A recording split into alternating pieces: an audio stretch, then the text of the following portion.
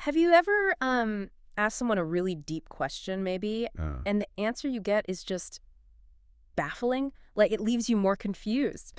Imagine meeting, a really profound teacher, asking about their core philosophy and getting, well, a riddle instead of an answer. Yeah, not exactly straightforward. That's exactly where our deep dive kicks off today. We're jumping into an ancient text called the Madhupiṇḍikasuttaṃ. Which means the Honeyball Sutta. A great name. It is. And our mission really is to unpack this specific text you've brought. We want to get past that initial maybe bewilderment. Right. And dig into the wisdom that's layered inside.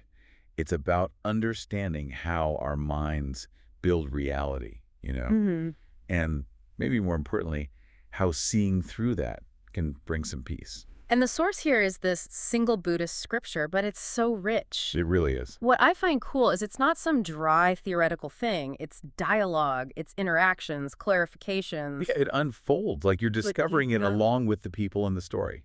Almost like a philosophical detective story, yeah. I like that. Okay, so let's paint the picture. The Bhagavat, that's the Buddha, is in Kapilavatthu. Okay. He does his alms round, then heads off to the great wood for his rest, sits under some bamboo. Sounds lovely, right? Very serene. Idyllic, almost. Until this character turns up, Daṇḍapāṇi. And his name apparently means stick in hand. Kind of evocative. It is. And Daṇḍapāṇi goes up to the Bhagavat. They do the polite greetings thing. With usual pleasantries. Right. Then he leans on his stick, his staff, and asks this really direct question. Yeah, cuts right to it. What does the recluse teach? What does he proclaim? He wants the core message. The elevator pitch, basically. Exactly. And here's where it gets interesting. The Bhagavat's reply is, well, elusive seems like the right word. He says, first part, he teaches that he does not dispute with anyone in the world. Okay, maybe fair enough. Seems clear initially. But then the second part, even more cryptic. It's about a Brahmin living disassociated from sensual pleasures, free from doubt, anxiety, craving. Right. Sounds like an ideal state. Yeah, but then this kicker. For whom perception does not obsess him. What does that part mean? Perception does not obsess him. It's a really intriguing phrase, isn't it? And Daṇḍapāṇi's reaction tells you everything. It's not subtle. No, it's very visual. He shakes his head, wags his tongue, raises his triple forked brow. You can just picture it. Right. And then just walks off leaning on his stick. That's not someone going, huh. Absolutely not. It screams confusion, maybe even dismissal. Like, what was that? It shows a total mismatch, doesn't it? Between what Daṇḍapāṇi expected, maybe a simple doctrine. Yeah, a list of rules or beliefs. And what the Bhagavat actually offered, which was something much deeper about inner experience. Exactly. So later on, the Bhagavat tells this whole story to his monks. Repeats his answer word for word. And the monks. Well, they're basically in the same boat as Daṇḍapāṇi. They ask, how does the Bhagavat not dispute with anyone? And how does perception not obsess such a person?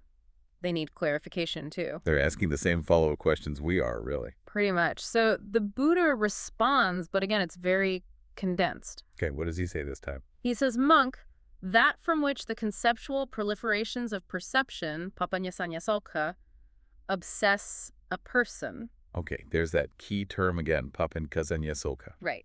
If there is no delighting in, no speaking about, no clinging to that, that is the end of latent tendencies, like lust, aversion, ignorance, all that stuff. So not clinging to the source of these proliferations is the way out. Essentially, yes. He says, therein these evil, unwholesome states cease without remainder. Powerful stuff, but still pretty dense. And then what? Does he explain papaññaka? No, he just gets up and goes into his hut. Leaving them hanging again. Totally. He gave them this incredibly profound nugget, but without the full explanation, it's hard to grasp, isn't it? It really is. It forces them to seek deeper understanding themselves. It's not just handed over. Right. It's like they have to work for it. So the monks, they realize, okay, we need help here. Makes sense. They decide to go ask Venerable Mahākaccāna. He was known for his wisdom, praised by the Buddha himself for explaining things clearly. The go-to guy for elaboration. Exactly. They find him, tell him the whole story, and ask him to unpack the Buddha's statement about papaññasaññasalka. In Mahākaccāna, his first reaction is quite interesting too, isn't it? It is. Very humble. He uses that analogy, right? About the tree. Yeah, he says it's like looking for heartwood, the core of the tree, but ignoring the root and the trunk and looking in the branches and leaves instead. He's gently pointing out, hey, You were just with the Buddha, the root. Why are you asking me? But they persist. They tell him, look, you're the one the Buddha pointed to for this kind of thing. So he agrees to explain. Yes. And this is where we get the real breakdown of Papaṇḍikasuttaṃ's conceptual proliferations of perception. Okay, let's walk through that chain. How does it start? It begins simply with a sense organ, like your eye, and an object, like a shape or a color you see. Just raw data coming in, eye and form. Exactly. Then that leads to consciousness arising, eye consciousness. You register the seeing. Okay, sense, object, consciousness. Then comes contact, phassa. That's the meeting of those three. Eye, form, consciousness. The connection is made. Right. And from that contact, feeling arises, vedana. Is it pleasant, unpleasant, or just neutral? Okay, so we've gone from seeing to feeling something about it. Now here's the next crucial step.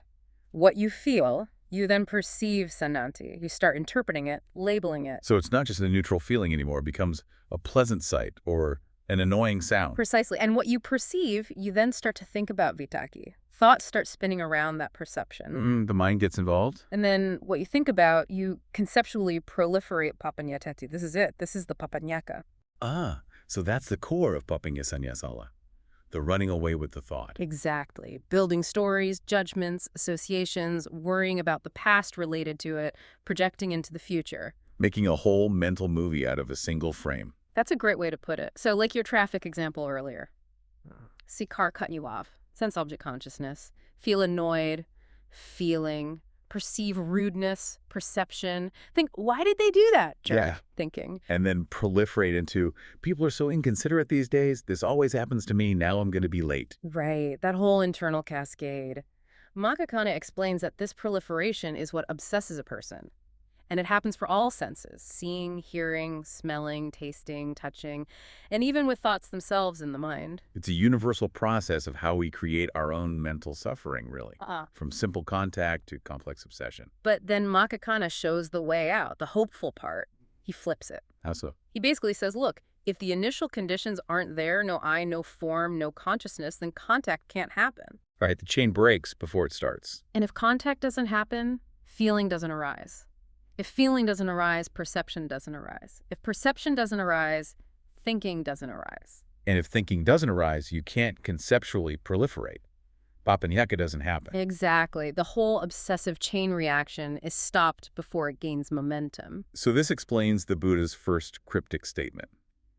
Not disputing with anyone means not getting caught up in these mental proliferations, these internal arguments and stories we create about the world and others. Yes. And perception does not obsess him, means not being swept away by this process that starts with simple perception but then balloons into attachment and aversion. When you stop the proliferation, you stop clinging, you stop building these narratives, and those underlying negative tendencies, lust, anger, ignorance, they just cease.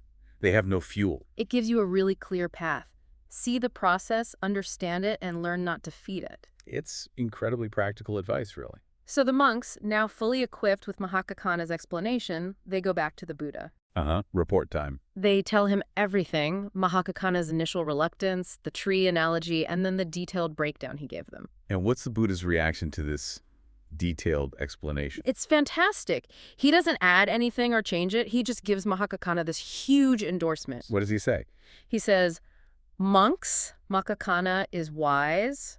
Monks, Mahākaccāna is of great wisdom. Wow. High praise. And then, if you had asked me this very matter, I too would have explained it in exactly the same way that Mahākaccāna has explained it. That is its meaning, and you should remember it thus. That's a powerful validation. He's essentially saying, yep, he nailed it. That is the teaching. It confirms Mahākaccāna's understanding and the clarity he brought. It's like the final piece of the puzzle clicking into place. And it shows the importance of having skilled explainers, doesn't it? Sometimes the condensed wisdom needs unpacking. Absolutely. And that leads to the final lovely moment where the sutta gets its name. The Honeyball. Yes. Venerable Ananda, who is always close to the Buddha, pipes up with this simile. What does he say? He says, imagine a man who's starving and weak, and he stumbles upon a honey ball. Okay. Pure sweetness. Exactly. Ananda says, wherever he might taste it, he would experience a sweet, delicious taste unmixed with anything else. pure nourishment. In the same way, he continues, a monk of wise nature, wherever he might examine the meaning of this discourse with wisdom, would gain satisfaction and mental clarity. That's beautiful. So the teaching itself, once understood, is like that Honeyball, purely beneficial, satisfying, clear, no matter which angle you approach it from. Precisely. The understanding delivers that aha moment, that sweetness of clarity. It captures that feeling perfectly. The complexity falls away, and you're left with something purely wholesome and nourishing. So to sort of wrap up our deep dive here, the Madhupiṇḍikasuttaṃ, the Honeyball Sutta, really shows us this path to peace. It's about understanding this process, papaññaññasaka, these conceptual proliferations. How our minds spin stories from basic sensations.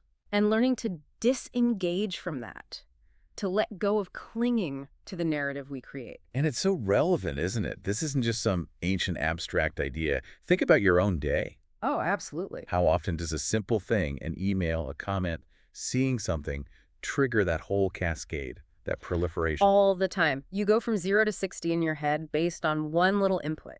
The sutta gives you a map. It shows you how that happens. And knowing the process is the first step to maybe interrupting it, stepping back. Yeah, realizing the suffering isn't usually from the thing itself, but from the huge story we build around it in our minds. Exactly. The narrative is the source of the trouble, mostly. So the big takeaway, the so what, for us, seems to be that freedom, that inner peace, isn't really about changing the world outside us. No, not primarily. It's about understanding and transforming this internal process of perception and reaction. It puts the power back in your hands, in a way, or rather in your awareness. So maybe a final thought to leave people with. Okay. We heard the phrase, perception does not obsess him. The state of the liberated person in the text. What if you really applied that?